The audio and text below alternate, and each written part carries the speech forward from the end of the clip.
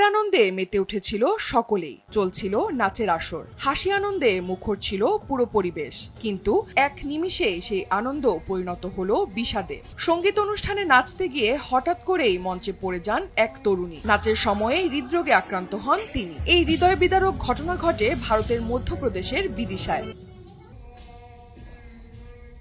Police সূত্রে জানা গেছে, মৃতার নাম পরিণীতা জৈন। তিনি ইন্দোর শহরের দক্ষিণ টুকোগঞ্জ এলাকার বাসিন্দা। 23 বছর বয়সী পরিণীতা সদ্য MBA সম্পন্ন করেছিলেন। কাজিনের বিয়েতে অংশ নিতে পরিবার সহ তিনি বিদিশায় এসেছিলেন, আর সেখানেই ঘটে এই মর্মান্তিক ঘটনা।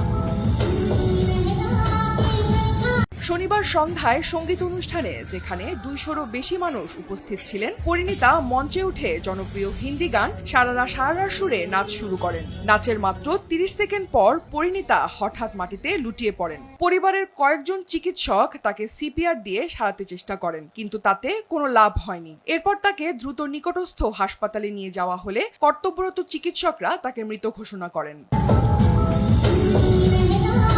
পরিণীতার নাচের ভিডিওটি এখন ভাইরাল সোশ্যাল মিডিয়ায়। ভিডিওটিতে দেখা যাচ্ছে নাচের মাঝেই কিভাবে মঞ্চে লুটিয়ে পড়েন তিনি। পারিবারিক সূত্রে জানা গেছে, এটি পরিণীতার পরিবারের জন্য প্রথম দুর্ঘটনা নয়। এর আগেও মাত্র 12 বছর বয়সে হৃদরোগে আক্রান্ত হয়ে পরিণীতার এক ভাইয়ের মৃত্যু হয়েছিল।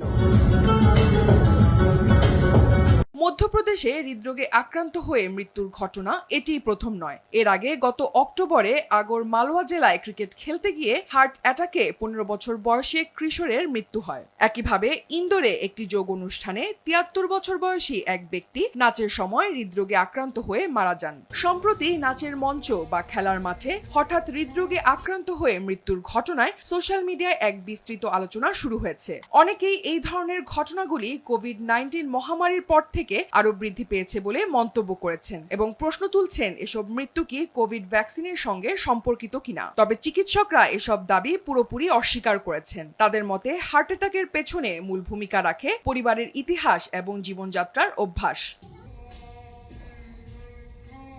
গত বছর ভারতের প্রাক্তন স্বাস্থ্যমন্ত্রী মনসুখ মান্ডাভিয়া একটি বক্তব্যে জানিয়েছিলেন যে ভারতীয় চিকিৎসা গবেষণা কাউন্সিল ICMR একটি গবেষণায় প্রমাণ পেয়েছে কোভিড ভ্যাকসিনের সঙ্গে হৃদরোগের কোনো সম্পর্ক নেই। তিনি বলেন, যদি আজ কেউ স্ট্রোক করে, অনেকেই মনে করেন তা কোভিড ভ্যাকসিনের কারণে হয়েছে। তবে ICMR এর একটি বিস্তারিত গবেষণায় প্রমাণিত হয়েছে যে কোভিড ভ্যাকসিন হার্ট অ্যাটাকের কারণ নয়। হৃদরোগের নানা কারণ হতে পারে, যেমন জীবনযাত্রার অভ্যাস, তামাক বা মদ্যপান। কখনো কখনো মানুষের মধ্যে ভুল তথ্য ছড়িয়ে পড়ে এবং কিছু সময়ের জন্য একটি ধারণা তৈরি হয়। তবে আমাদের সিদ্ধান্ত সবসময় তথ্যভিত্তিক এবং বৈজ্ঞানিক গবেষণার উপর নির্ভরশীল হওয়া উচিত, বলেছিলেন তিনি। অনন্যা দাস, দেশ টিভি।